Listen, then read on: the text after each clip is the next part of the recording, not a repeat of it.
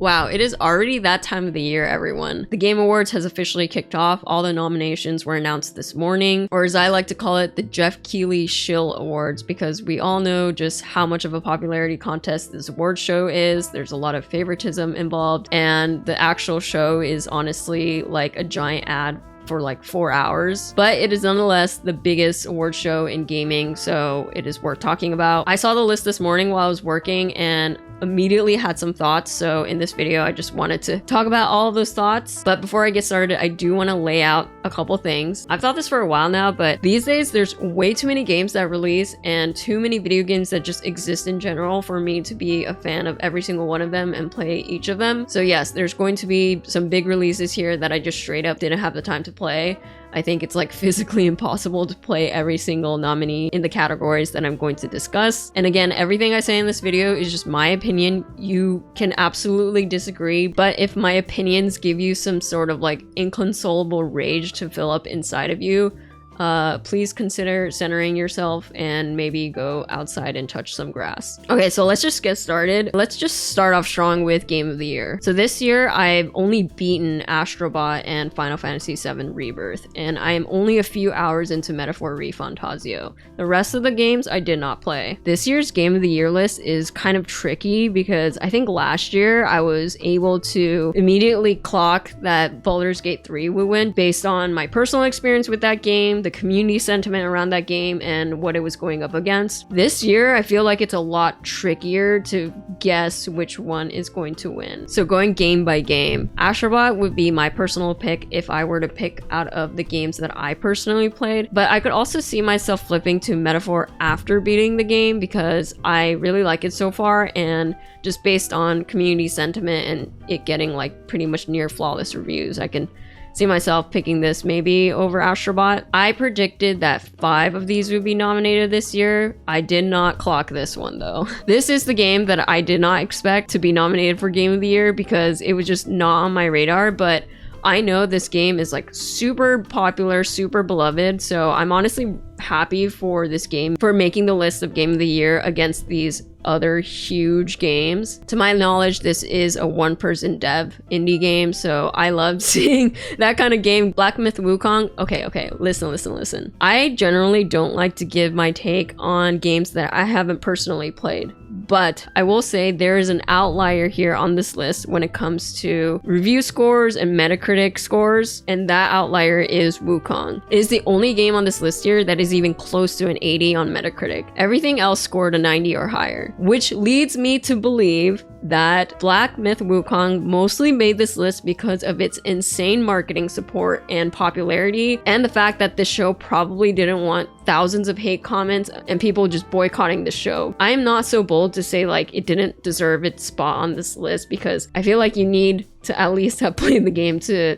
feel like you have the credibility to say that. But that is just my conjecture. Okay, so we all knew this one was coming after TGA made that announcement about how DLCs and remakes will be viable to make any category, basically. You know, I didn't play the Elden Ring DLC, so I'm not going to say much about like the actual quality of the DLC itself, but I just don't really like the precedent that it sets up for these awards, that a DLC can overrun and monopolize a lot of these categories, especially the DLC for Elden Ring, because they already won Game of the Year before. So I absolutely think that best DLC should just have its own category. I just think it would be better for this space to be used for just space for other nominees that also deserve it. Final Fantasy VII Rebirth, we knew this was going to make it since the beginning of the year.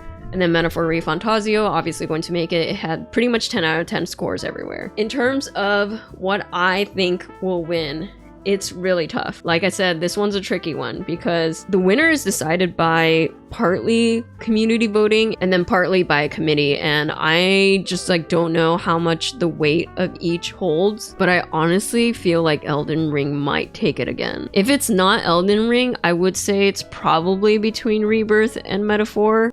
As much as I don't really want it to be, it might be Elden Ring. Best narrative. This is the one game that I wish I played this year, and I really want to get to it. But the Yakuza series and the Like a Dragon series in general, I really want to play it because I never played those games, and it seems like a series that's just so up my alley. But I really want to start it properly from Yakuza 0 and work my way into the Like a Dragon game, so I will get there eventually. I'm a little sad I'm gonna be super late to playing this game, but yeah, I really do want to play it. If I had to pick, it would probably be Silent Hill 2. Narratively, it's a very powerful game. Obviously, we all know how good the OG is, but the remake was really incredible, so that would be my vote. Best score and music, I would probably pick Rebirth. I'm actually kind of surprised that Silent Hill 2 made it. Don't get me wrong, I think the Silent Hill 2 OST is amazing, but I just didn't really think that the Game Awards would really consider that, mostly for its music, you know. Best audio design, I would love for either Astrobot or Silent Hill 2 to win. Astrobot just has like really cool audio features with the way that, you know, even the DualSense controller work. But Silent Hill 2 is also really cool audio wise. There was some really like bone chilling audio that happens throughout the game, and it really immerses you when you're like playing in the dark and playing with really good headphones. So I think I would probably pick Silent Hill 2. Best performance. So last year I had a definitive choice for this. It was Ben Starr for Final Fantasy 16. He did not win. He didn't win, but that's okay because Astarian's voice actor won. Final Fantasy 7 Rebirth.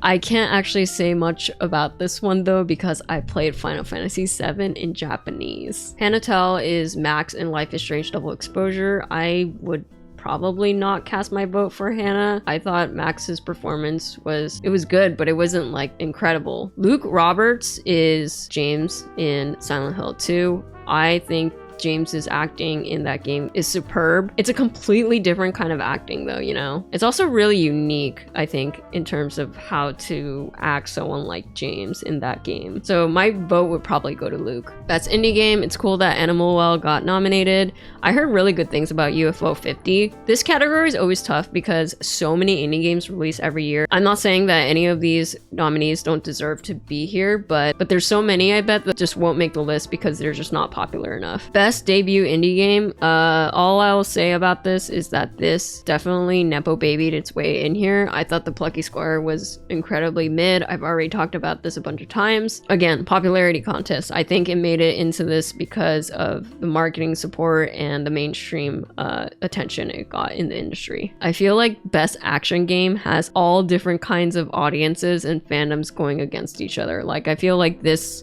audience is completely different from Call of Duty, which is completely different from Stellar Blade. I feel like this is just like a community war going on here. Best action adventure, I'm kind of surprised that Echoes of Wisdom made the list, even though it was a really good game. Best RPG, again, it's kind of like if Elden Ring were gone, would that mean a game like Persona 3 Reload would have made this list? Because I was actually pretty surprised that that game didn't get nominated once. I expected it to at least get one category, and I think it would have been this one if Elden Ring didn't take up a slot. Best fighting game, what the fuck is Multiverses doing here? Best family game, I knew that pretty much all of this was going to make the list. I would pick Astrobot, and I don't think that this should have been nominated. I think it's too mid to be compared to these other games. There's no way Arcane loses this, right? I'm actually kind of surprised that this made it. I heard this show kind of sucked. Most anticipated game is obviously going to Grand Theft Auto 6. Best esports athlete is definitely going to be Faker after he won Worlds. He